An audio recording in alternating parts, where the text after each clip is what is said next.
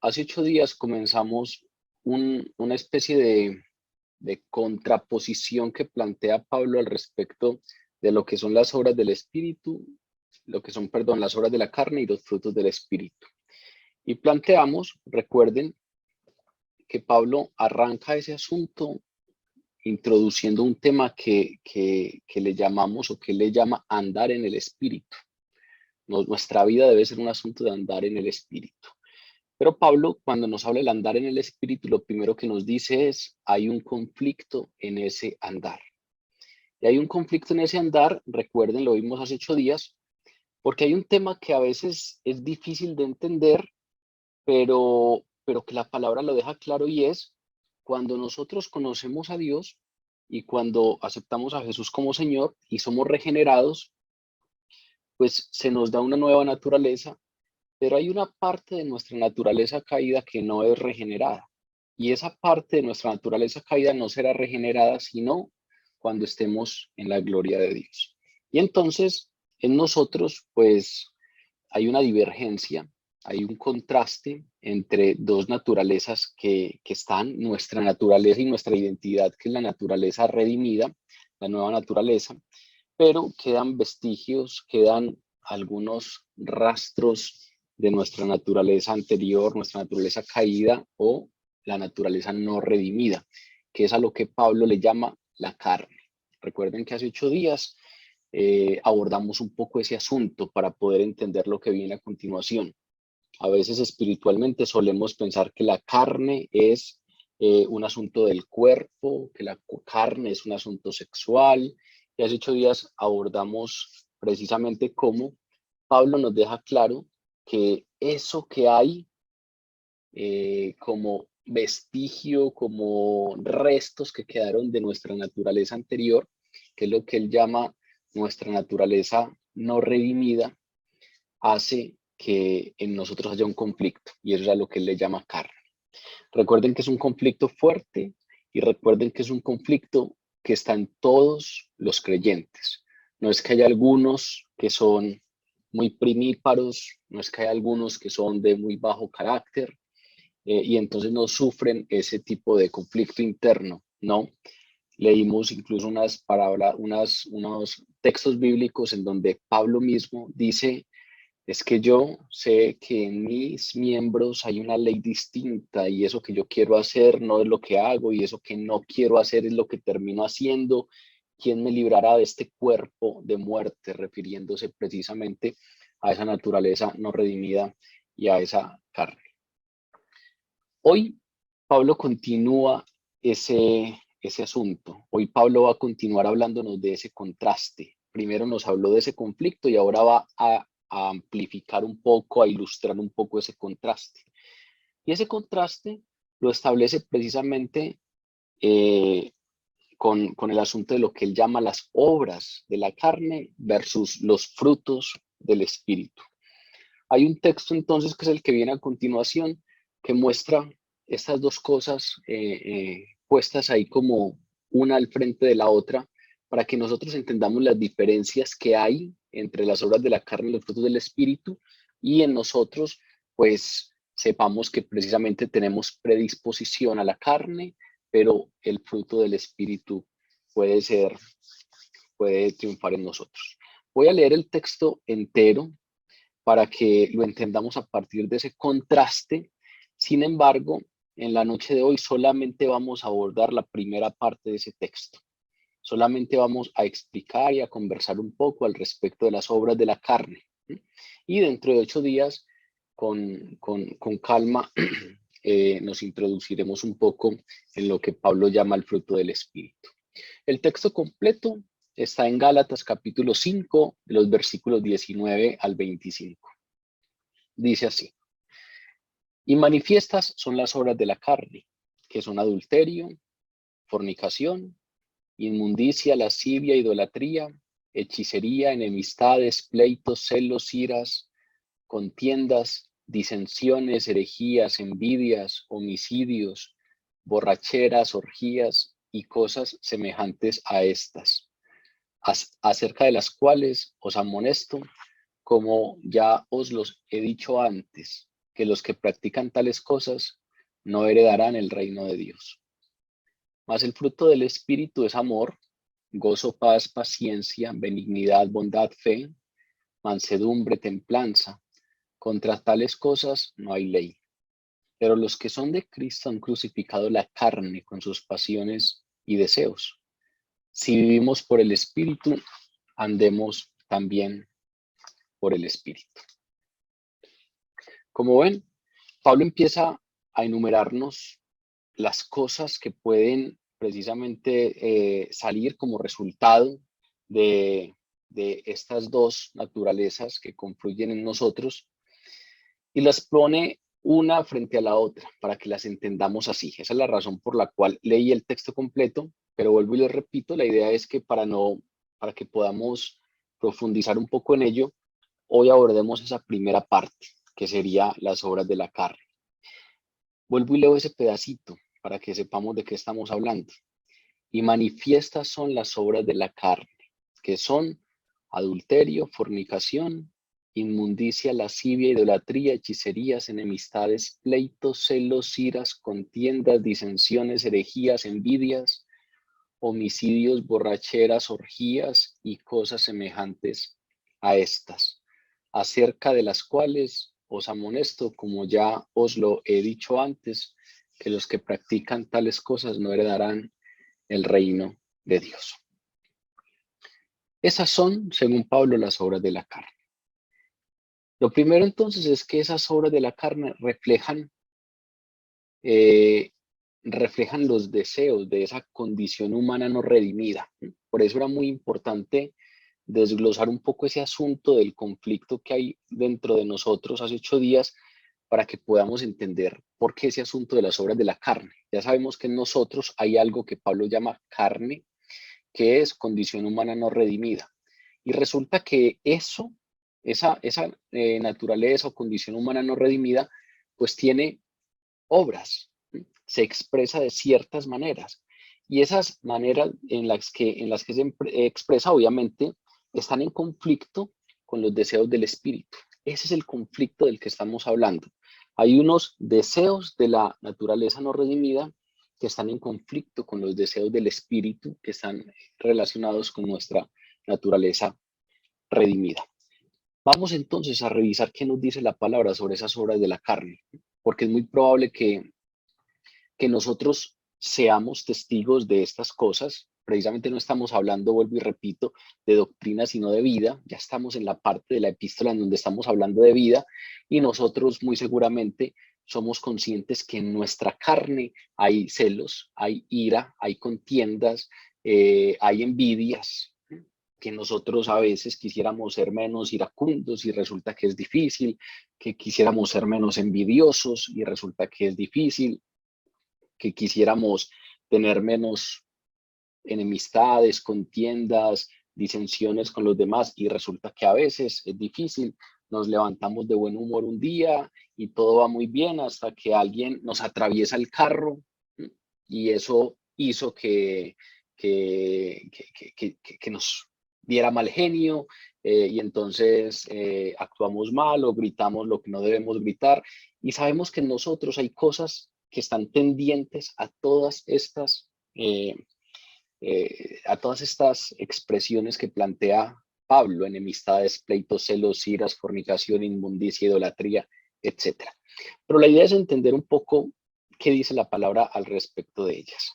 Lo primero que es muy importante es que, según la palabra, todas esas cosas se originan en usted y en mí, en nuestro interior. Cuando uno revisa la palabra, estas cosas no vienen de afuera. Estas cosas no son el demonio tentándome. Estas cosas no son el mundo exterior poniéndome algo adentro, no. Estas cosas se originan en el interior. Jesús, si uno revisa el Evangelio, lo planteaba de una manera directa. Para Jesús, el problema básico del ser humano no radica en lo que hay afuera, sino en el interior. Si revisamos Marcos 7:20, dice: lo que sale del hombre no es lo que lo contamina. Perdón, lo que sale del hombre es lo que lo contamina. Lo de adentro, Lo del corazón del hombre, de allí salen los malos pensamientos, salen los adulterios, las fornicaciones, los homicidios, los hurtos, las avaricias, las maldades, el engaño, la envidia, la maledicencia, la soberbia, la insensatez. Es lo que sale de dentro del hombre lo que le contamina. Si ustedes revisan ese texto que acabo de leer, ahí también hay una lista de obras de la carne, ¿no? Jesús dice adulterio, fornicación, homicidio, hurtos, avaricia, maldades, engaño, lascivia, envidia, etc.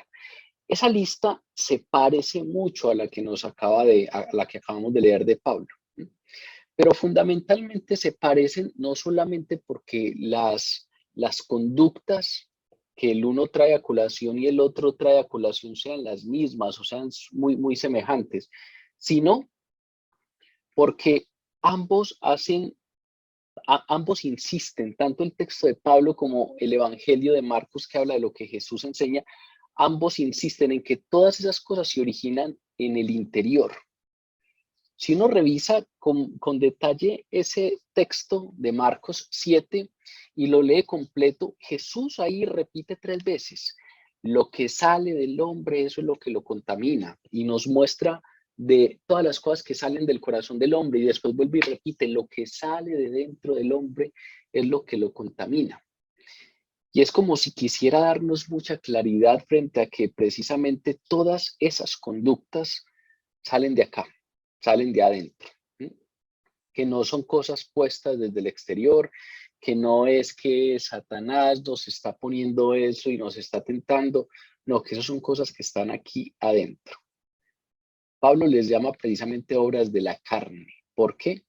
Obras de la carne, recuerden que según lo que estudiamos hace 8 días, son las obras producidas por la naturaleza no regenerada.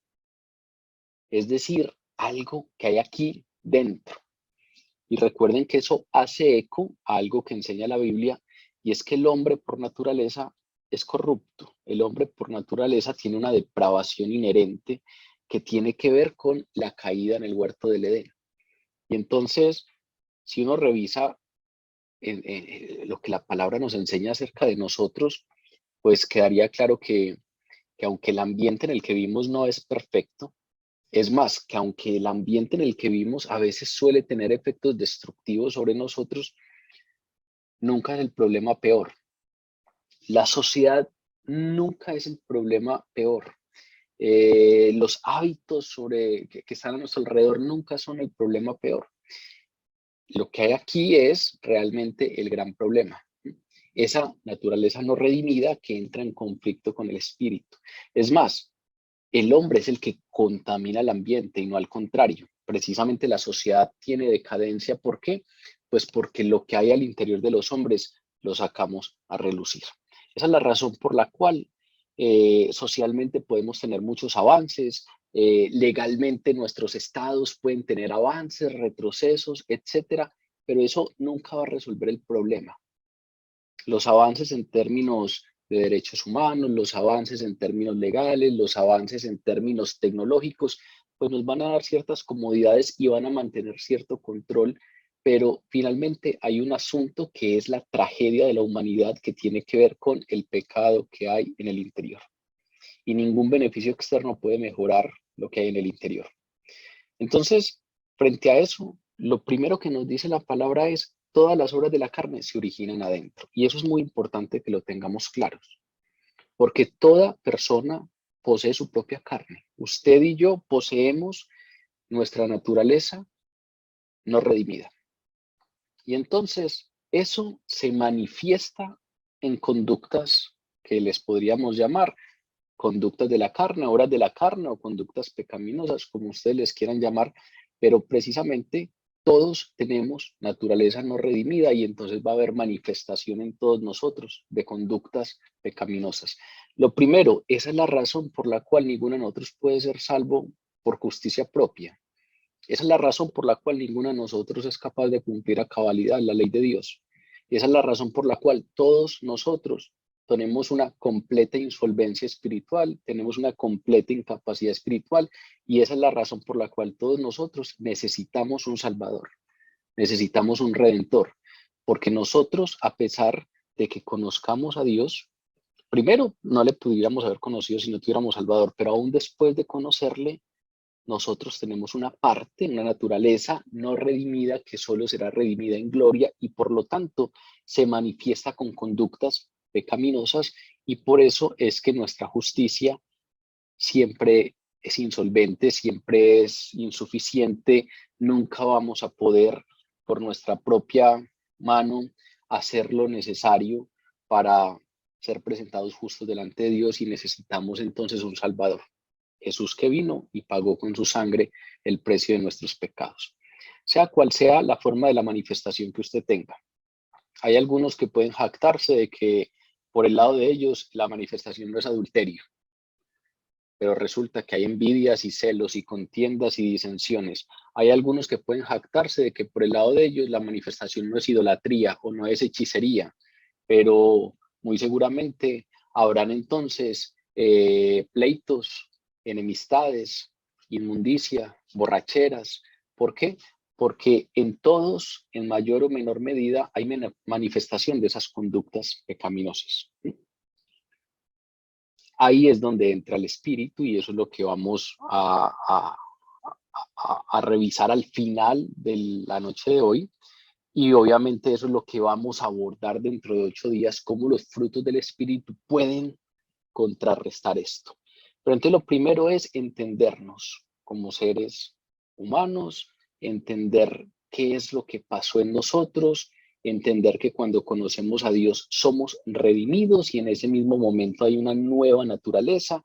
Esa nueva naturaleza nos da una identidad de hijos de Dios y en ese momento nos dan el Espíritu Santo, pero hay una parte nuestra que no es redimida y entonces está a la espera. Recuerden el texto que leímos hace 8 días. No solamente la creación espera, sino nosotros mismos, aunque tenemos las primicias del Espíritu, gemimos esperando la redención completa de nuestro cuerpo, porque hay todavía una obra de redención que no se ha culminado. Entonces, todos nosotros, sea cual sea la forma particular de manifestación que tengamos de estas obras de la carne, las tenemos. Y ese es el conflicto que hay en todo cristiano. Andar en el espíritu y evitar eso, ser controlado por el espíritu, ser dócil a la acción del espíritu y evitar todas estas cosas, o ceder a la carne y caer en ellas. Ese es muy seguramente el conflicto que usted tiene en su vida constantemente y el conflicto que yo tengo en mi vida constantemente. Andar en el espíritu y dejarnos guiar y evitar este tipo de conductas o de lo que Pablo llama obras de la carne, o en ocasiones ceder y caer en ellas. Ahora, esas obras de la carne que nos plantea Pablo, uno podría como hacer una especie de taxonomía para intentar entenderlas un poco mejor. Y si las intentamos agrupar, podríamos fácilmente darnos cuenta que abarcan en general 3 áreas. Es como si todas esas obras que él enumera pudiéramos agruparlas en una primera división, que es un tema relacionado con la sexualidad, otra que están relacionadas con la religión y otra que están relacionadas con las relaciones humanas. Ahí están. Casi todas estas que él plantea, algunas tienen que ver con sexo, otras tienen que ver con religión y otras tienen que ver con relaciones humanas. Y vamos a revisarlas un poco en ese grupo, en cada uno de esos grupos. El primer grupo, como les acabo de mencionar, que es como comienza el texto de las obras de la carne, son aquellas relacionadas con un asunto de sexualidad. Y entonces hay un primer grupo que él enumera el adulterio, la fornicación, la inmundicia y la lascivia. En ese sentido, pues hay una palabra general ahí, hay una palabra que abarca muchas de las otras y es la palabra porneia. En el griego, la palabra porneia es la palabra de donde viene fornicación y es la misma palabra de la cual viene la palabra pornografía. Es una palabra que normalmente se utilizaba para hablar de cualquier actividad sexual que no fuese lícita o que no se considerara permitida, para todo tipo de actividad sexual que se considerara ilícita dentro de las leyes morales de Dios. Ahí entra el adulterio. Por ejemplo, en la lista que plantea aquí Pablo, nos dicen adulterio, fornicación. En el texto original griego de esta carta a los Gálatas, la palabra adulterio no está, fue introducida después, pero es porque estaba dentro de la palabra fornicación. La palabra fornicación suele incluir el adulterio, suele incluir cualquier práctica de sexo fuera del matrimonio, que precisamente es a lo que se le denomina adulterio, suele incluir el homosexualismo, suele incluir el bestialismo, suele incluir la prostitución, suele incluir cualquier tipo de actividad sexual que se considere ilícita. A eso que es como más llegar a consolidar, llegar a configurar un acto que alguien pudiera decir, sí, configuré una obra de la carne, sí, caí en pecado, etc. Pablo le relaciona dos conductas o dos obras que tienen mucho más que ver con lo que pasa incluso en nuestro interior sin que necesariamente se consolide algo. Y la primera de la que habla es la palabra inmundicia. Y esa palabra inmundicia viene de una palabra griega muy interesante que es la acatarsia. La catarsia es el antónimo de catarsia. No sé si de pronto se acuerdan de la palabra en castellano catarsis. La palabra catarsis es purificación. Y entonces, a veces, por ejemplo, en algunas consultas psicológicas, la gente la ponen a escribir de algunas cosas que tiene adentro, de algunas cosas que le duelen. Y ese ejercicio de escritura se denomina escritura catárquica. Y se llama escritura catárquica porque es una escritura que intenta sacar todo eso que la persona tiene adentro, porque el término catarsis significa purificación. Ya se imaginarán entonces qué significa acatarsia. Acatarsia es lo contrario de limpio, es lo contrario de purificación, es lo contrario de catarsis, es decir, significa literalmente sucio. Cuando uno revisa literatura antigua, ese término acatarsia suele estar siempre utilizado en relación al campo médico y sobre todo lo utilizan cuando se querían referir a una herida que estaba infectada. Entonces, esa inmundicia de la que está hablando Pablo es precisamente como cuando una herida está infectada, cuando una herida está sucia y la palabra sobre la Biblia normalmente habla de esa falta de pureza, esa falta de purificación relacionado con asuntos morales y ceremoniales. Y para los judíos eso era un asunto totalmente necesario para poder acercarnos a Dios. Entonces, ellos tenían leyes ceremoniales. Por ejemplo, cuando una mujer tenía el periodo menstrual, quedaba inmunda y entonces no podía ir al templo. Cuando una mujer acababa de parir un hijo o una hija, quedaba inmunda y entonces no podía ir al templo. Si una mujer con el periodo menstrual, estando inmunda, entonces se sentaba en una silla, nadie podía sentarse en esa silla porque el que se sentara quedaba inmundo y no podía acercarse a Dios, no podía ir al templo. Y tenían que llevar a cabo unos rituales particulares de purificación. Las mujeres tenían que esperar 7 días a que pasara su periodo menstrual y solo después de pasados 7 días tenían que ir a unas piscinas o a unos lugares que estaban preparados para que por inmersión ellas pudieran tener esa purificación y tenían que purificarse antes de acercarse a Dios. Todo ese asunto ceremonial está obsoleto a los ojos del cristianismo porque Jesús es nuestra ceremonia de purificación. Jesús, la sangre de Jesús que nos baña, es nuestra purificación y por eso nosotros no llevamos a cabo ese tipo de rituales ceremoniales. Recuerden que cuando hablamos de que la ley quedó abolida, estamos hablando de la ley ceremonial, no de la ley moral. ¿Por qué? Por lo que hablamos hace unas semanas. Dios no cambia, Dios es inmutable y por lo tanto su apreciación de lo bueno y de lo malo no ha cambiado. Y entonces cuando Dios dijo no matarás, hoy no ha cambiado de opinión, todavía no hay que matar. Cuando Dios dijo no mentirás y cuando Dios dijo debes honrar a papá y a mamá, pues todavía su apreciación de lo que está bueno y lo que está malo es la misma. Entonces la ley moral sigue vigente, claro. Y es esa ley moral la que es complicada para nosotros llevar a cabo si no somos guiados por el Espíritu Santo. Entonces, en ese contexto, ese tema de la inmundicia, Pablo la lleva a asuntos que están dentro de nosotros. Pablo lo lleva a que ser inmundo no es tocar un muerto. Por ejemplo, en el entorno judío, si uno tocaba un muerto, quedaba inmundo. Si uno se sentaba en una silla que había sido tocada por un leproso, que había sido tocada por una mujer con su periodo menstrual, etc., quedaba inmundo.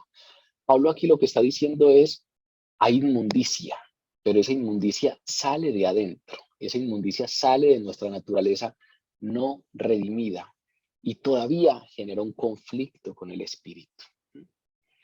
La otra palabra que plantea es la palabra lascivia, la palabra aselgeia, que tiene un significado original asociado a cualquier falta de control. Hoy en día, cuando hablamos de lascivia, obviamente se está relacionando siempre con un asunto sexual, incluso yo la metí en esa agrupación de lo sexual, pero la lascivia originalmente tenía que ver con cualquier exceso o falta de control o falta de moderación. A veces esa palabreja tan de educación en términos de parámetros éticos básicos, el asunto de ser moderado, el asunto de ser moderado tiene todo que ver con el tema del control, tiene todo que ver con que hay muchas cosas que nos son permitidas, pero si uno las hace en exceso, son malas. Si uno las hace en exceso, son peligrosas para uno y para los demás. Entonces, ese tema de la falta de moderación, ese tema de la falta de dominio propio, es un tema fundamental asociado a este asunto de las obras de la carne. Como que a veces, precisamente, ese deseo de la carne nos lleva a querer algunas cosas de manera desmedida, de manera no moderada. Recuerden que estamos hablando de estos temas, de este texto en específico, pues porque hoy nos correspondió este texto, pero no pierdan de vista toda la epístola. Recuerden que esta es la epístola de la libertad cristiana.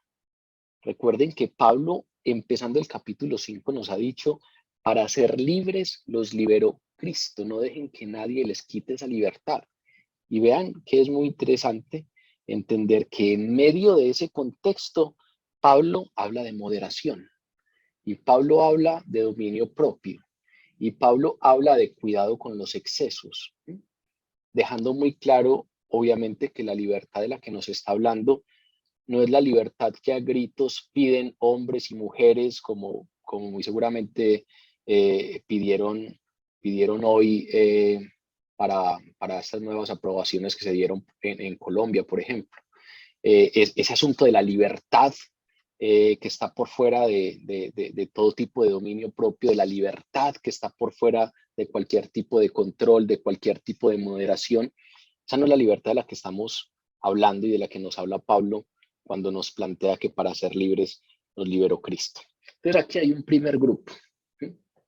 Y es un asunto muy interesante porque hay un tema, hay una realidad clara que es el asunto de la sexualidad y cómo ese asunto de la sexualidad pues habrá que poco a poco entenderlo desde el espíritu. Es muy probable que en los frutos del espíritu Pablo nos enseñe un poco más sobre ese tema, porque resulta que lo que sabemos hasta ahora es que tiene mucho que ver con las obras de la carne y que entonces dejarlo ahí como una especie de ámbito de nuestra vida en donde el espíritu no pueda iluminar, pues es precisamente darle ocasión a la carne para que ese ámbito de nuestra vida sea llevado hacia este tipo de excesos, de contaminaciones, inmundicia, lascivia, fornicación y adulterio que le llama Pablo.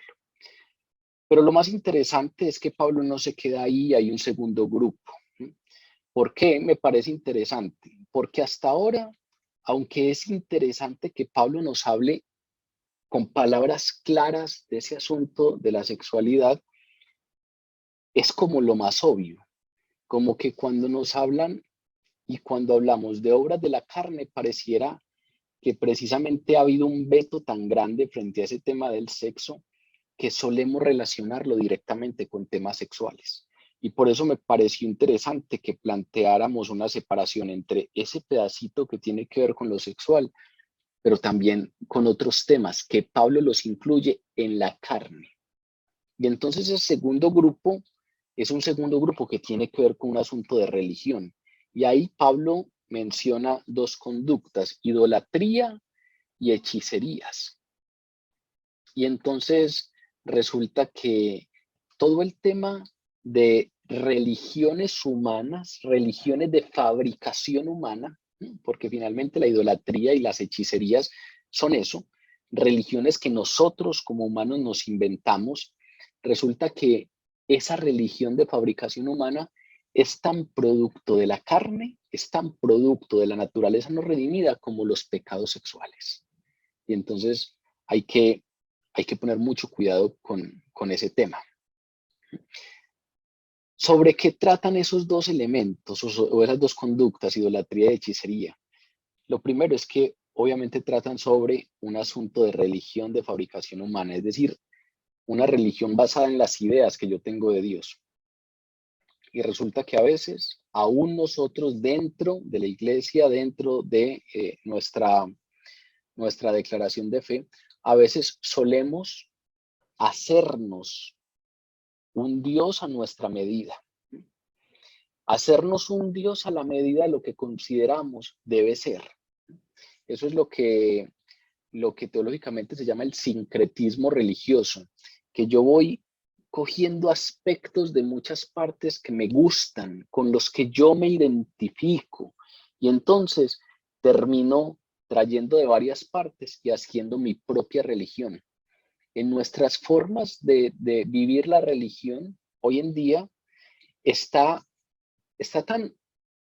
tan sobrevalorado y está tan puesto en un pedestal el yo, que hay expresiones como eso es con lo que yo me identifico, eso es lo que a mí me da descanso, eso es lo que a mí me da sosiego, esa es la imagen de Dios o el tipo de Dios o la práctica espiritual que a mí me da tranquilidad.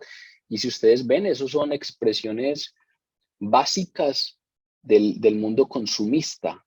Uno va a una tienda y compra el producto que a uno le gusta o la comida que a uno le da placer, pero finalmente cuando estamos hablando de una religión no es el Dios con el que yo me identifico, no es el Dios que a mí me parece, no es la práctica que a mí me da descanso o me da paz. Finalmente el tema de la religión es un asunto que si lo revisamos detalle a detalle, tiene tres principios básicos, hablando de religión como la posibilidad de yo relacionarme con Dios de una u otra manera. Tres principios básicos. La primera, usted tiene que partir de la idea de que Dios existe.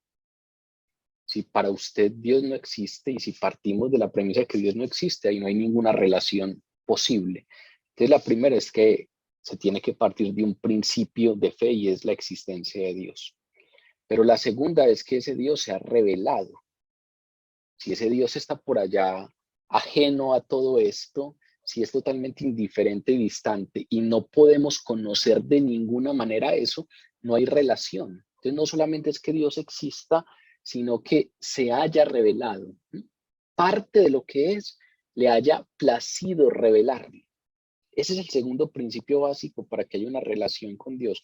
Si Dios no ha revelado nada, no podemos relacionarnos de ninguna manera con ese Dios.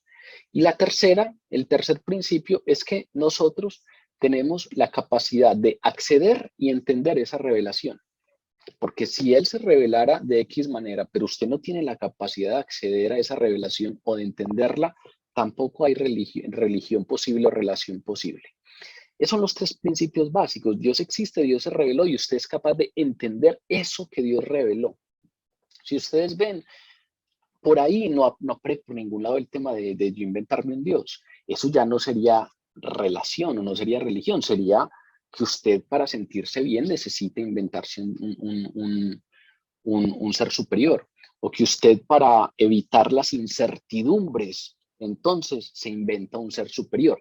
Y no estoy ironizando el asunto, eso es lo que normalmente pasa en las culturas en donde hay idolatría. Por ejemplo, el mismo pueblo de Dios, Israel, ustedes saben que era un pueblo nómada. Después de que salió de Egipto, 40 años deambuló por el desierto. Cuando se asentaron y se volvieron sedentarios porque llegaron a la tierra prometida, ahí entonces empezaron a cambiar muchos de sus hábitos. Y por ejemplo, les tocó empezar a aprender a ser agricultores. En el trasegar por el desierto, nunca sembraron nada. ¿Cómo iban a sembrar algo si es que iban de paso? Entonces, en el trasegar por el desierto, Dios les dio el maná, hizo que golondrinas volaran a baja altura. Pero cuando llegaron a Canaán, les tocó empezar a ser agricultores y tenían incertidumbre frente a eso. No sabían si se iba a salir, no sabían cómo iba a ser la cosecha, no sabían si iban a tener para comer. Y entonces a veces iban a los pueblos vecinos y husmeaban un poco cómo lo hacían. Y entonces los pueblos vecinos araban la tierra, ponían la semilla, luego abonaban, luego tapaban, luego regaban y después de todo eso se arrodillaban y hacían un culto a la diosa lluvia para que no faltara la lluvia, o le hacían un culto al dios de la fertilidad para que esa semilla creciera bien. Y ellos aprendieron ese tipo de cosas como si fueran un paso más, además de poner la semilla, además de regar y además de tal cosa, pues terminaron en muchas ocasiones cometiendo idolatría. ¿Por qué? Pues porque necesitaban prácticas que les dieran sosiego frente al porvenir. Si resulta que si yo me arrodillo y le pongo y le oro al Dios de la fertilidad que se inventó esta otra cultura, pero que si yo lo hago, pues tengo mayor tranquilidad de que probablemente mi cosecha va a salir mejor.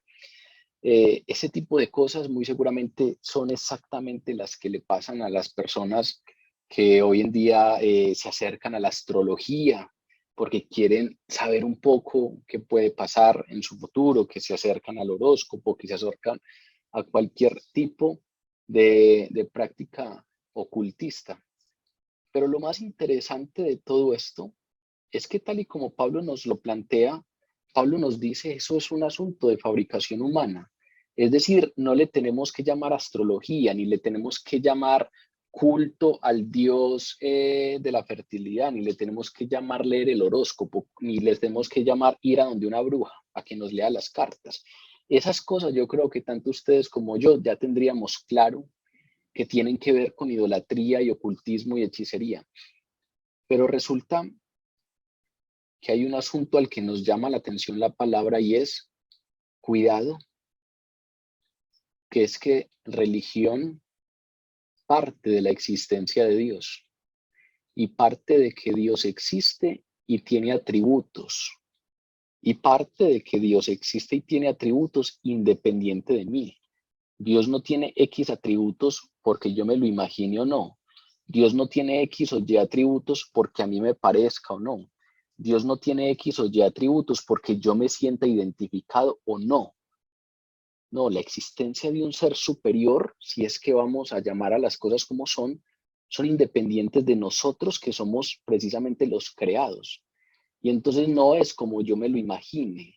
Y entonces no es como a mí me gustaría que fuera, o no es como yo creo que puede ser, o no es conforme a lo que yo considero que es una práctica espiritual adecuada, o no es que yo me quiero acercar alabándole en función de lo que yo creo que debería ser una buena alabanza, o no es que yo saque mis propias conclusiones sobre Dios y me acerque a Dios como yo creo que debería ser y tenga una idea de Dios como yo creo que debe ser ese Dios o como yo me lo imagino, es cómo es Él. Y entonces pasamos al segundo punto y es, Él se reveló. Entonces no te lo tienes que imaginar, no te lo tienes que inventar. no tienes que sacar conclusiones a priori, tienes que buscar esa revelación y tienes que clamar a Dios para que te permita entender esa revelación. Y si Él ya ha dejado una revelación especial, que es la Biblia, pues tienes que ir a buscar esa revelación especial, que es la Biblia. Y si Él dice que se revela con cosas que ojo no ha visto ni oído ha oído en la oración, entonces tienes que ir a la oración. Pero no es a inventarme una forma y no es a inventarme un Dios, sino es a sacar conclusiones como las que nosotros solemos escuchar todos los días de Dios. Es que Diosito es tan bueno que no, yo no creo que nadie se pueda condenar porque Diosito es muy bueno. Pues no es lo que pensemos nosotros. No es que yo creo que Diosito es muy bueno. No es que yo me pongo a pensar y considero que eso no entra en las posibilidades de Dios. Es que no es la existencia de Dios en función de lo que nosotros provoquemos. Es la existencia de Dios que existe antes de todo. No tiene ni principio ni fin. Antes de que el mundo fuese creado, fundado, Él ya existía. Antes de todo, Él ya tenía existencia por sí mismo. Ese es del Dios del que estamos hablando. Aunque es un Dios cercano, porque Jesús nos lo hace cercano, el Padre, es el creador del universo. Es el que no tiene ni comienzo ni fin, es el alfa y el omega, es el omnipresente, Él es el omnisciente, ese es del Dios que estamos hablando. De manera pues que además de no consultar cartas, además de no leer el horóscopo, además de no ir a poner mi destino en manos de la astrología, además de no confiar mis incertidumbres a cualquier tipo de culto, está el asunto de no inventarme una religión. Está el asunto de no venir delante de un Dios por lo que yo crea o por lo que yo crea que es Él, sino precisamente pues conocerle, conocer lo que Él ha revelado y revisar cómo quiere Él que nos acerquemos. Si ustedes van al Antiguo Testamento, se van a encontrar que una queja constante de Dios al pueblo era esa. Ustedes se acercan a mí con holocaustos que yo no les he pedido. ¿Quién se los pidió? Este pueblo me honra con los labios de una manera, creen que me está alabando, pero resulta que yo no estoy interesado en eso. El corazón de ellos está lejos de mí. Este pueblo se acerca a mí con tradiciones humanas que han aprendido desde que eran niños, dice en el profeta Isaías. Constantemente está diciendo, es que estos, ¿de dónde están sacando esas cosas? Esos cultos que se están inventando para acercarse a mí, ¿de dónde lo sacaron? Eso no es lo que yo les estoy demandando.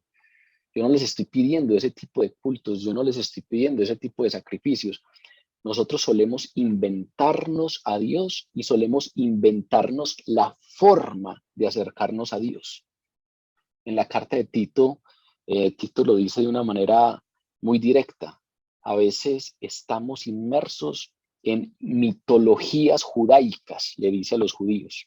Mitos que han llegado a nosotros por tradiciones y nos dejamos envolver por mitologías judaicas en el contexto de los judíos. En el contexto nuestro, muy seguramente pueden ser muchos otros tipos de mitos que tienen que ver con nuestro contexto.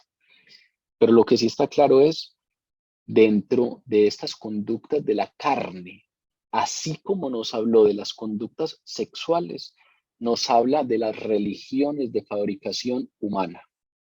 Idolatría y hechicerías en el contexto de la palabra no solamente son expresiones específicas de adoración a dioses particulares, son todas las formas de práctica de religión de fabricación humana. Idolatría tiene que ver con la adoración a imágenes de cualquier tipo fabricadas por el hombre, la hechicería, que es un término muy interesante. La hechicería viene del griego parmakeia Y si ustedes ven ese farmakeia, tiene todo que ver con la palabra farmacia, tiene que ver con la palabra farmacéutico. Y uno a veces se pregunta, ¿qué tiene que ver hechicería con farmacia? ¿Y qué tiene que ver hechicería con farmacéutico?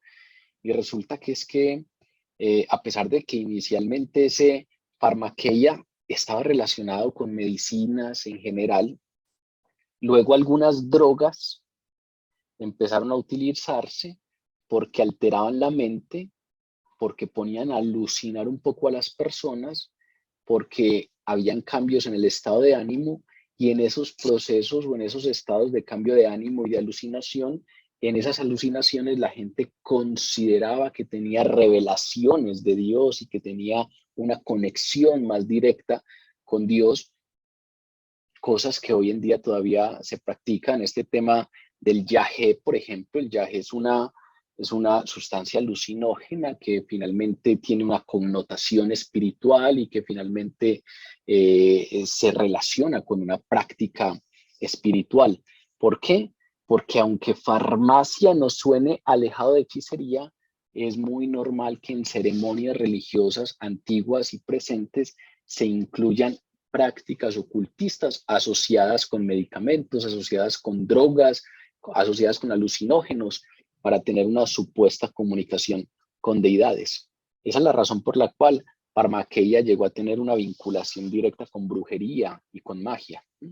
A eso se refiere Pablo.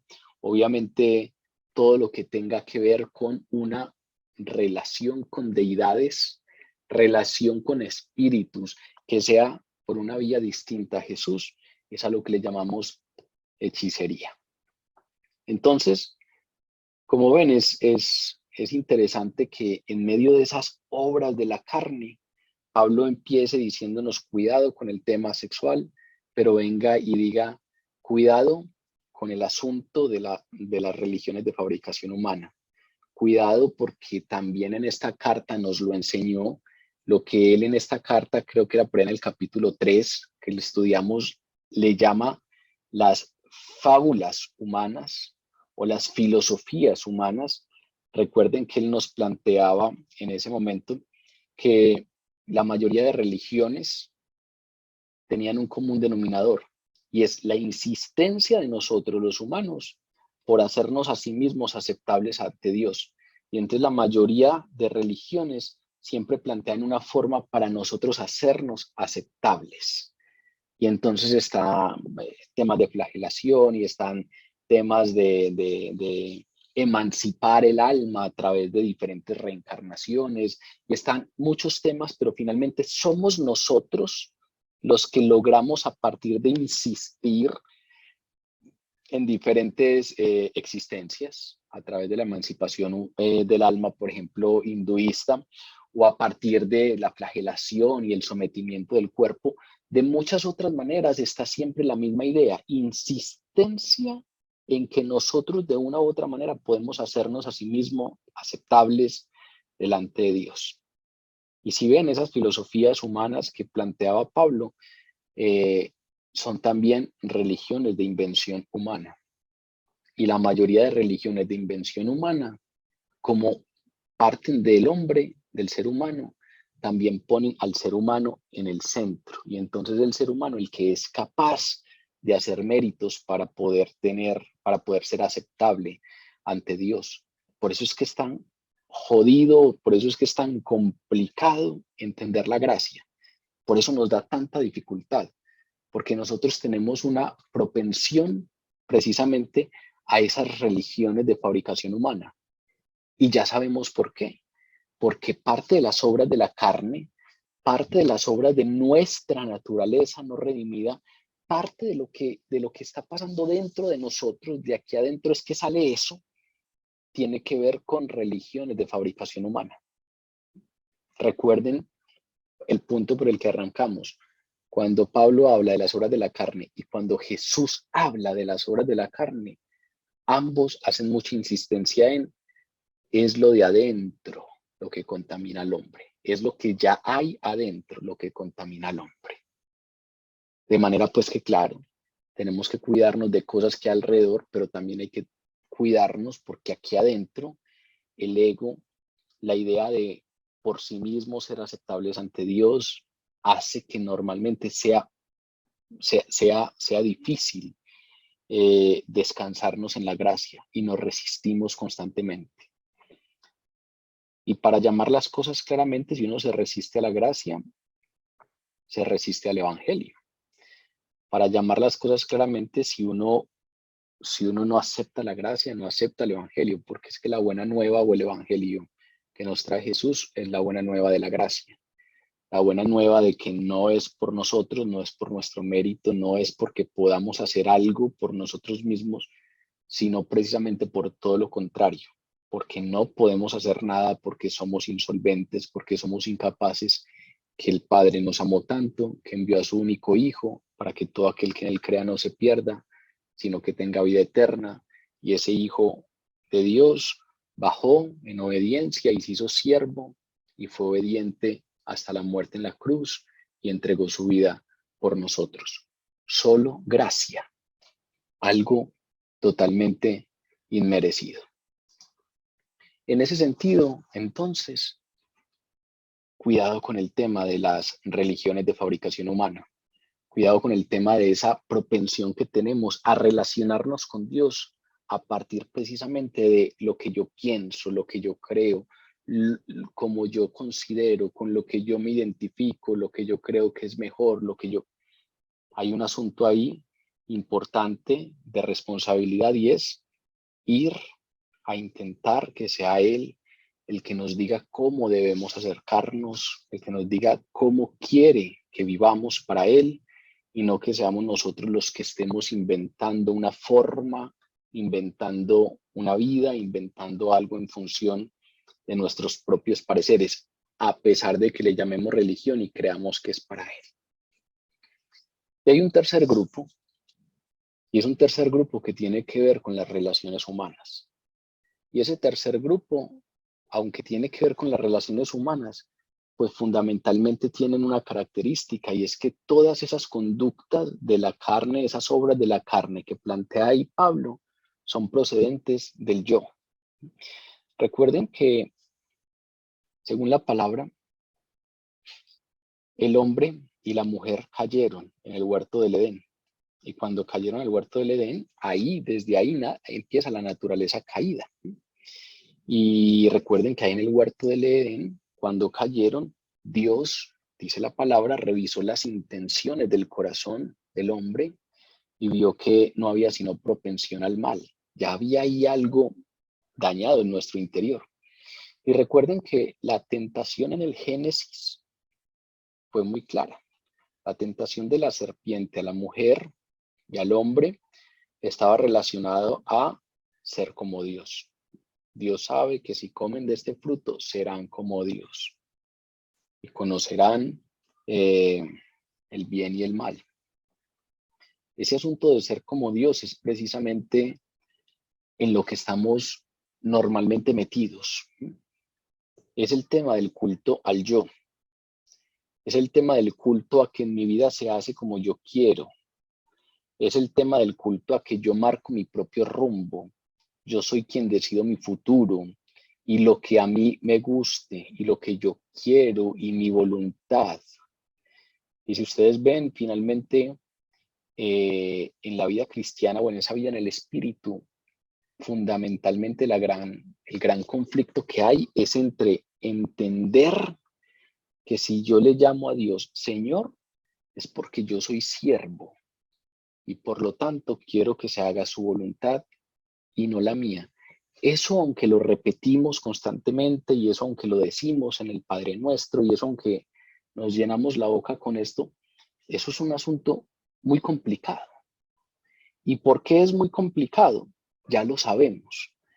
Porque es que dentro de nosotros hay una naturaleza no redimida. Hay una parte nuestra que solamente será redimida en la gloria. Y esa parte nuestra no solamente tiene cierta propensión a un desorden sexual, tiene cierta propensión a un desorden en términos de nuestra relación con Dios, porque busca inventarse religiones en términos de buscar maneras convenientes de inventarnos un Dios y de acercarnos a Dios, pero también porque esa naturaleza humana no redimida tiene propensión al culto yo. Y entonces nosotros solemos entender la vida muy en función de lo que a nosotros nos convenga y muy en función de lo que a nosotros nos guste y muy en función de lo que nosotros disfrutemos, ¿sí?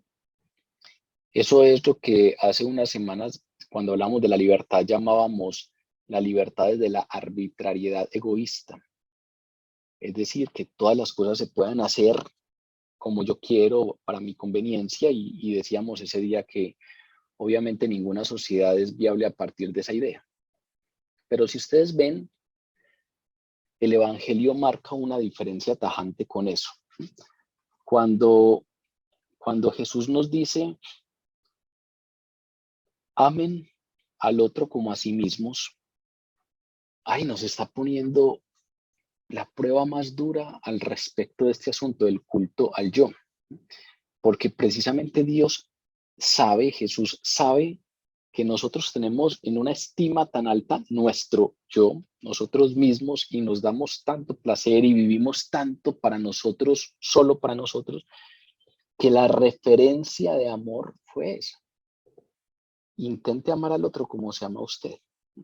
Ya sabe que hay un asunto tan egoísta al respecto de la lectura que hacemos de la existencia que nos cambió la torta hacia el otro lado. Ame al prójimo como a usted mismo. Eso es violentarnos, porque eso es bajar al yo del altar. Eso es bajarme del altar. Eso es tener que bajar la cabeza. Eso es tener que dejar el orgullo. Y entonces, si ustedes ven las consecuencias de poner el yo en el centro de la existencia, son las actitudes o las conductas o las obras de la carne que Pablo nos está enumerando en este tercer grupo. Cuando yo soy el centro de todo, entonces hay enemistades, hay pleitos, porque es que se me atravesaron, porque es que me ofendieron, hay celos, porque yo deseo lo que el otro tiene o porque el otro se metió con algo mío. Y entonces todo es en función de yo soy la medida. Nadie puede meterse con lo mío, nadie puede tener algo que yo deseo si yo no lo tengo. Nadie puede venir y perturbarme un poco. Y entonces, si eso pasa, pues respondo con ira, y hay contiendas, y hay disensiones, y hay envidias, y hay homicidios. Y hay una palabra que muy seguramente, si tienen ahí la Biblia enfrente, les parecerá rara que la haya metido acá. Herejías, porque a nosotros una herejía nos parece como que debería estar en el primer grupo, pero el término herejía realmente tiene que ver con la palabra separación, con la palabra opción. Por eso cuando alguien tiene una declaración de fe totalmente contraria a la nuestra, se declara hereje. ¿Qué significa hereje? Hereje significa simplemente, tú estás separado de nosotros. Tú no piensas o no crees lo mismo que nosotros, y hay que dejarlo claro, tú estás aparte de nosotros. Por eso ese término herejía hace parte de esta conducta. Porque claro, cuando es una separación por un asunto doctrinal, pues hay que hacerlo. Pero nosotros solemos decretar herejes por todas partes. Aquel es un hereje de mi mundo porque tiene una postura política distinta a la nuestra, porque es del equipo de fútbol contrario al mío, porque tiene una carrera diferente a la mía o porque le gustan cosas diferentes a las mías, y nosotros solemos ser separatistas. Y ese separatismo tiene todo que ver con el tema de el yo.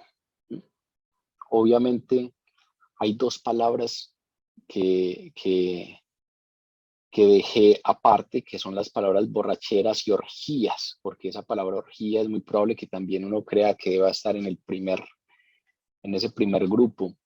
Pero tiene la misma línea, porque resulta tiene la misma línea de las relaciones humanas, porque resulta que las borracheras y las orgías en este contexto están directamente relacionadas con las ceremonias de adoración paganas.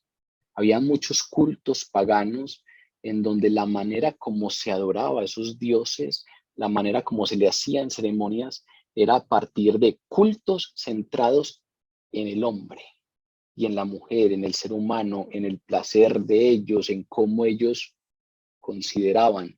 Y entonces, claro, tiene que ver con el segundo grupo de la religión, pero tiene fundamentalmente que ver con este grupo de el tema del yo, el tema del exceso, el tema de estar por encima de. Y entonces, como ven, ahí hay muy seguramente algunos, algunos puntos más generales, hay algunas expresiones que son más continuas, porque es muy probable que alguien caiga en un tema de adulterio, pero fue momentáneo.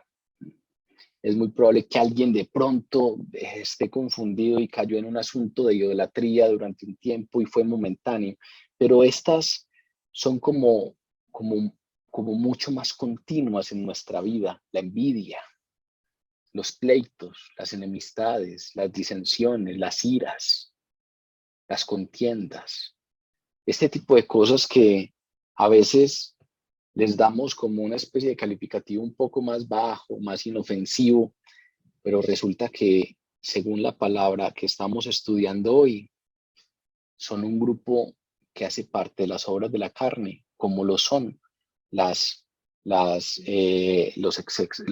excesos sexuales, las religiones de fabricación humana y todo este tipo de cosas que dañan nuestra relación con el otro, que no nos permiten relacionarnos a partir de esa norma máxima que nos plantea el Evangelio y es ame al otro como a usted mismo, sino que son consecuencia precisamente de amarme a mí por encima de todo el mundo y darme a mí más importancia que a todos los demás y querer yo tener satisfacción a costa de todos los demás. Ese asunto, pues finalmente tiene que ver con la obra de la carne, tiene que ver con la naturaleza no redimida que tenemos y es muy probable que por eso es que usted y yo sepamos y seamos conscientes que batallamos con eso. Y no solamente los cristianos, muy seguramente desde otras filosofías se dan cuenta que batallan con eso constantemente, pero, pero lo abordan obviamente no desde la esperanza de que nosotros podemos tener el obrar del Espíritu, que es de lo que hablaremos dentro de 8 días, sino desde el estudio básico de las consecuencias de ese yo. Immanuel Kant, por ejemplo, planteaba un imperativo categórico, es decir, una norma categórica, y era todo lo que usted haga debería poder ser tomado como regla universal, y si no, no lo puede hacer. ¿Qué significa eso? Pues que si usted va a ir a ofender a un tipo porque se le atravesó en el carro, va a ir a hablarle, va a ir a gritarle, va a ir a pelear con él.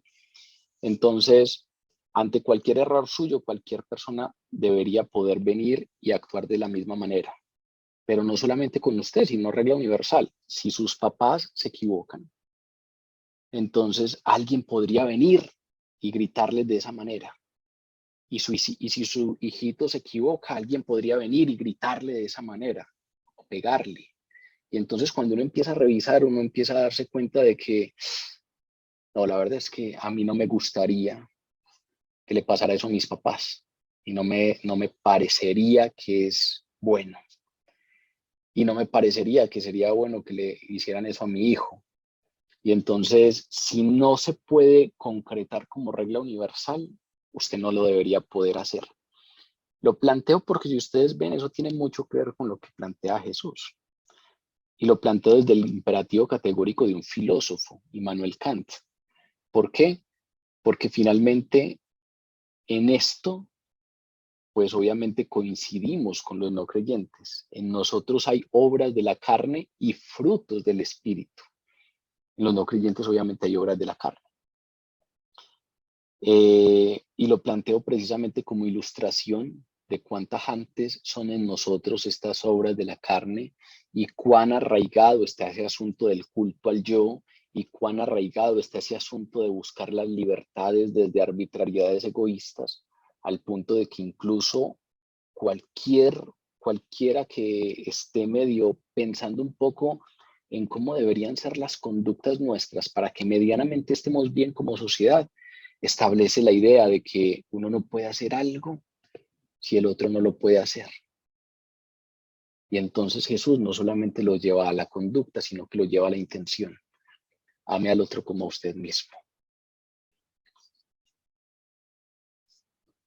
Pero Pablo continúa diciéndonos que no solamente son estos tres grupos, sino que continúa el texto diciendo, y cosas semejantes a estas.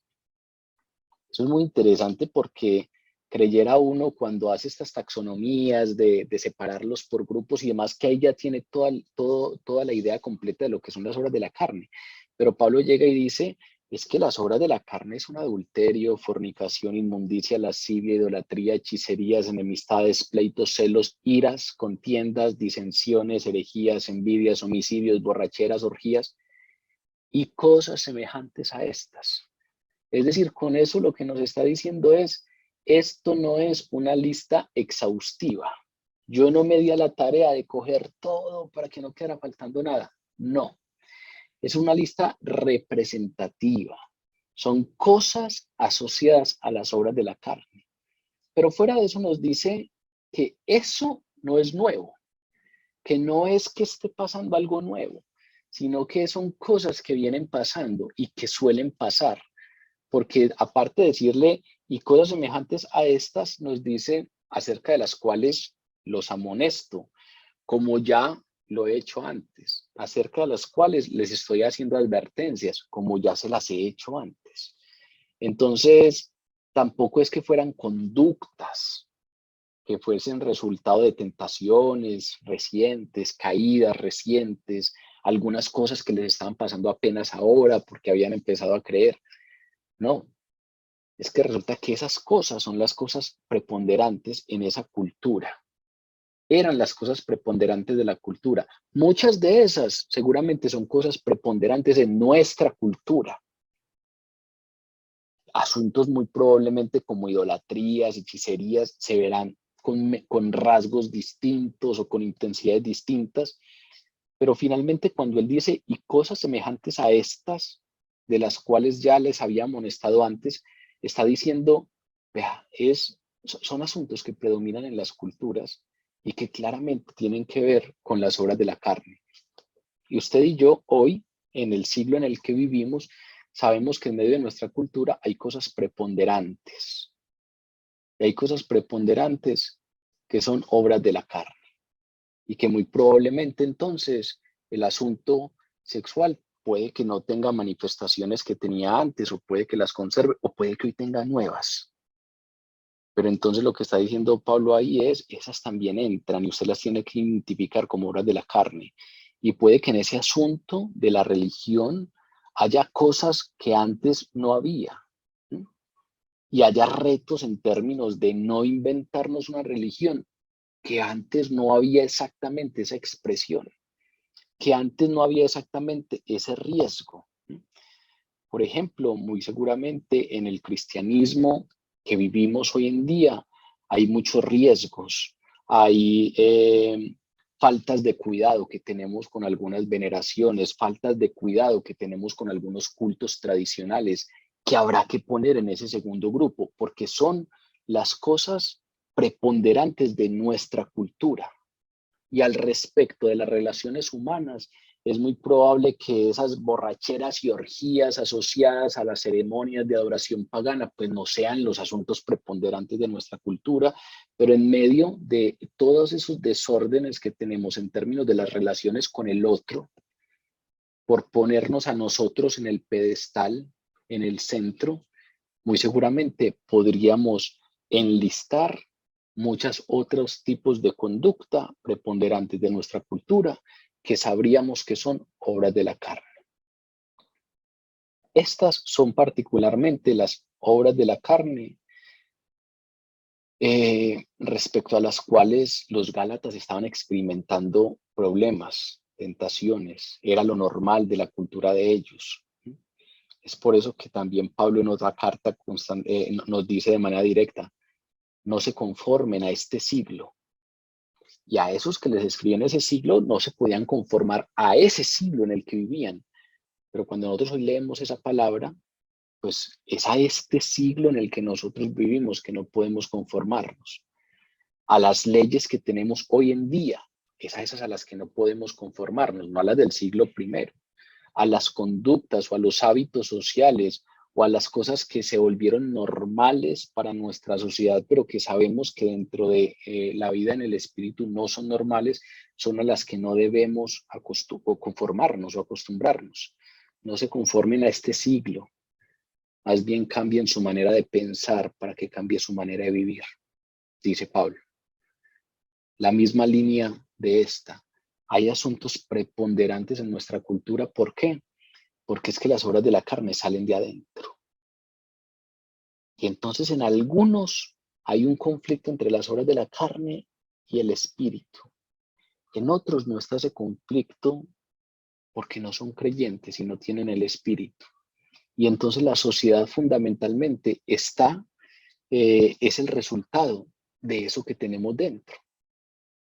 Y entonces vean que un texto como este primero nos permite entender muy bien el entorno en el que estamos y saber que la medida de nuestra vida no debe ser los parámetros de bienestar y los parámetros de lo que está bien y lo que está mal en nuestra cultura, sino conforme a lo que dice la palabra en esos temas.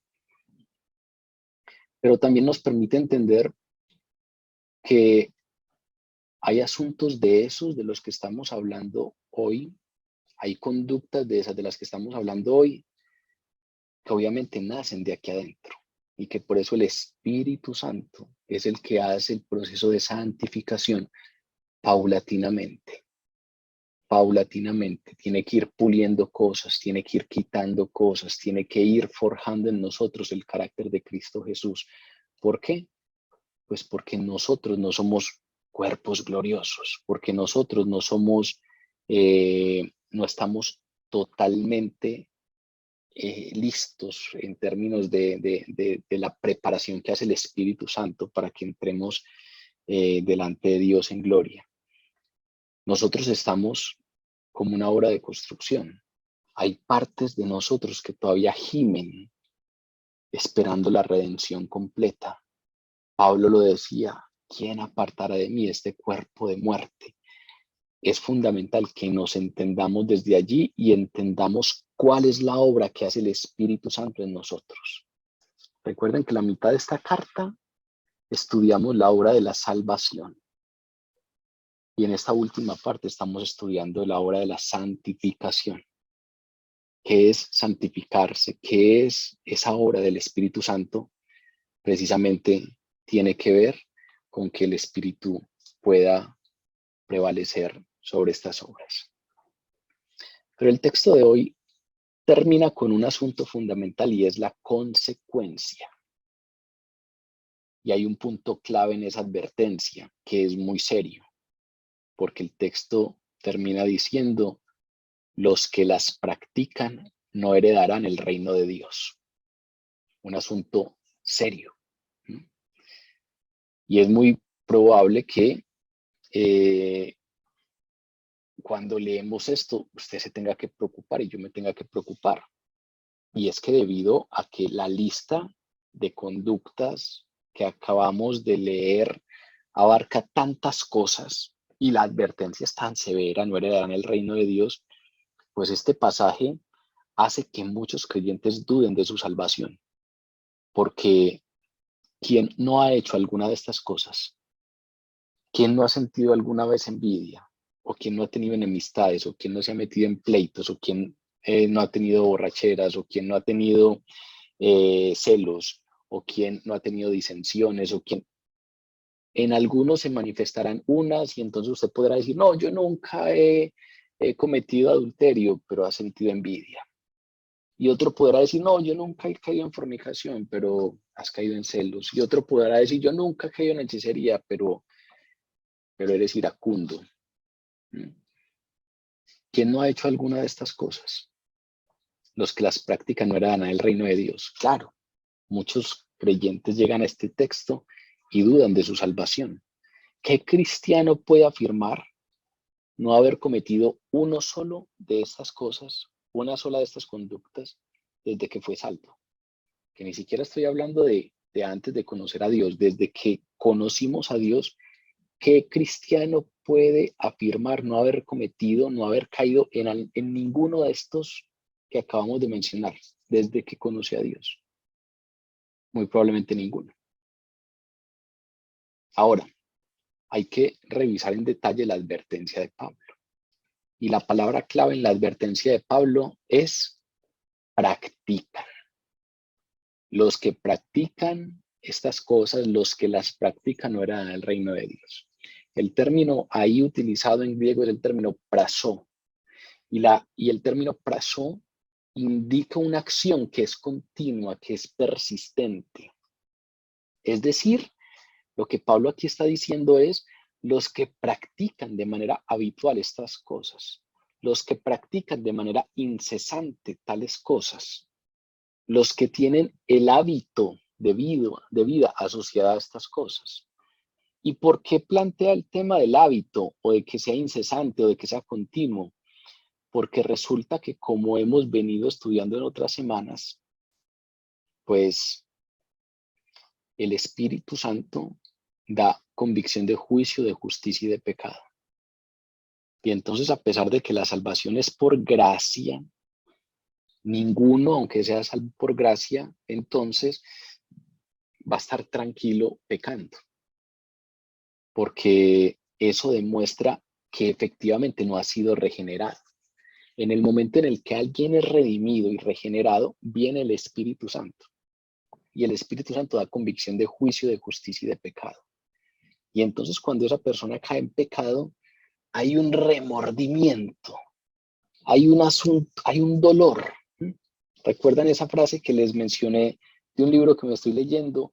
No hay una persona realmente regenerada que pueda pecar e irse a acostar tranquilo. Puede que uno caiga y puede que uno la embarra, pero da vueltas y vueltas en la cama, sintiendo esa comezón, ese remordimiento, esa intranquilidad, porque sabiendo lo que debía hacer, no lo hice, y en cambio sabiendo que era aquello que no debía hacer, eso es lo que terminó haciendo quien apartara de mí este cuerpo de muerte. Terminamos repitiendo lo que escribió Pablo, porque entendemos que hay un conflicto en nosotros y perdimos esa batalla. Y entonces resulta que una persona regenerada no puede tomar como hábito de vida ninguna de estas cosas. A veces se descuidará y caerá. A veces caerá con algo más de frecuencia que otras veces, pero cuando cae, si realmente el Espíritu Santo está ahí habitando, tendrá convicción de pecado. Y entonces es imposible que ese sea su hábito de vida, su estilo de vida. La Biblia determina el carácter de las personas con base en acciones habituales y no ocasionales. Es decir, el hecho de que alguien cometa un error una vez no quiere decir que ese sea su hábito de vida.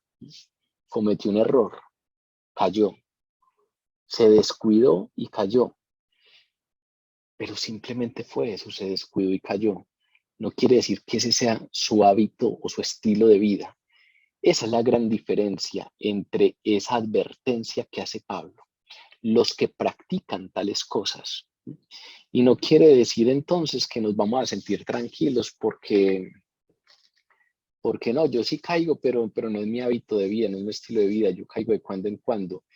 Esa tranquilidad no comulga con la convicción de pecado. Es por eso que Hace poco cuando hablamos de la gracia, les decía a todos aquellos que cada que hablamos de gracia, siempre plantean la idea de que, si entonces es por gracia puedo pecar tranquilamente porque entonces no voy a perder la salvación, no me voy a condenar. Eso, eso ya de entrada muestra que no estamos entendiendo lo que es el cristianismo, porque es que el cristianismo no es una norma de conducta externa. El cristianismo es soy redimido y viene el Espíritu Santo. Y el Espíritu Santo en mí me da una nueva naturaleza y empieza a darme convicciones distintas. Entonces, si una persona se encuentra con el Evangelio y dice, excelente, esto es por gracia, me voy a dedicar a pecar, definitivamente esa es la prueba clara de que no has sido regenerado. Porque esa no es la convicción de una persona habitada por el Espíritu Santo. Entonces acá, claro, lo que nos está diciendo Pablo es cuidado con estas cosas, cuidado con caer en ellas, entienda que hay un conflicto, entienda por qué se da en usted, no se sienta cuerpo glorioso, entienda que en usted hay una parte no redimida y por lo tanto usted tiene propensión a estas obras de la carne y entonces tiene que estar alerta. Por eso Pablo cuando se refiere a la salvación dice, guarden su salvación con temor y temblor, porque hay que estar alerta. Pero también hay que entender claramente esta última advertencia, porque si no, terminamos dudando de la obra de Cristo Jesús, dudando de la salvación. Aquí Pablo no está diciendo que el que sienta envidia, celos, contiendas, tengan amistades o haya fornicado, entonces no heredará el reino de Dios. No. ¿Por qué definitivamente no? Porque es que nosotros no vamos a heredar el reino de Dios por no tener pleitos, contiendas, celos, iras. Nosotros heredaremos el reino de Dios por la obra de Jesucristo, no por nada más. Ahora, la obra de Jesucristo nos adopta como hijos de Dios, nos genera para nosotros un pacto de familiaridad con Dios. Somos hijos adoptivos de Dios, nos da el Espíritu Santo y en ese momento en nosotros empieza una obra de santificación. Y en esa obra de santificación tenemos que poner de nuestra parte en términos de someternos al Espíritu Santo, como lo hablamos hace 8 días. Y en ese sometimiento habrá que tener cuidado con estas conductas, porque ya estamos advertidos. Pero entonces el asunto de no heredar el reino de Dios tiene que ver con la práctica habitual y una persona no regenerada, pues puede hacer cosas buenas desde el punto de vista humano, así como una persona regenerada puede caer de forma ocasional en estas cosas, pero, pero el carácter básico de una persona regenerada es que si cae en una de estas cosas, sentirá algo. ¿Sí? Y a pesar de que vuelva y caiga y vuelva y se descuide, sentirá algo. ¿Por qué? Porque la identidad de los regenerados es llevar el fruto del Espíritu, que es de lo que hablaremos hace 8 días. Perdón, de lo que hablaremos dentro de 8 días. Llevar el fruto del Espíritu. Que no lo llevamos completamente, ¿por qué? Porque ya sabemos que en nosotros hay carne, naturaleza no regenerada. Pablo nos llama, Pablo nos llama a andar en el Espíritu.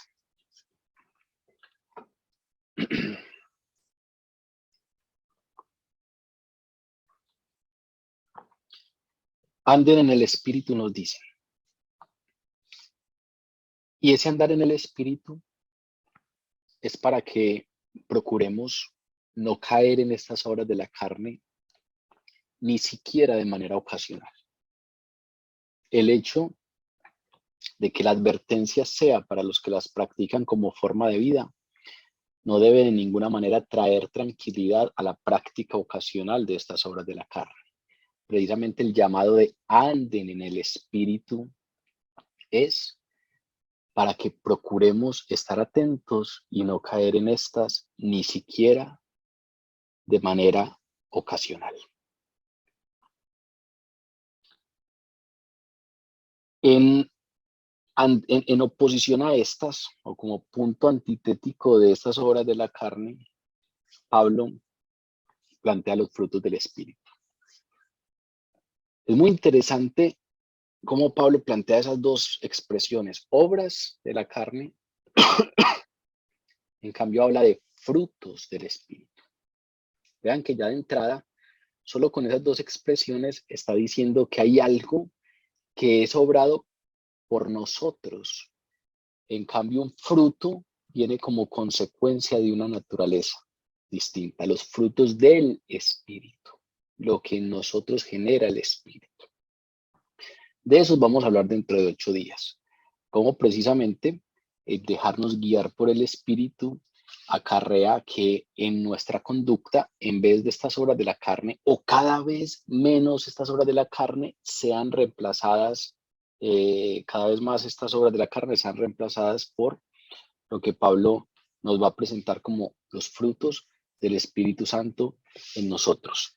Eso es lo que entonces abordaremos dentro de 8 días para complementar esta visión que nos plantea Pablo de la confrontación de lo que en nuestra conducta se manifiesta en torno a ese conflicto que hay en nuestro interior entre la carne o esa naturaleza humana no regenerada y la nueva naturaleza, que es a partir de lo que el Espíritu Santo obra en nosotros, generando frutos específicos que abordaremos.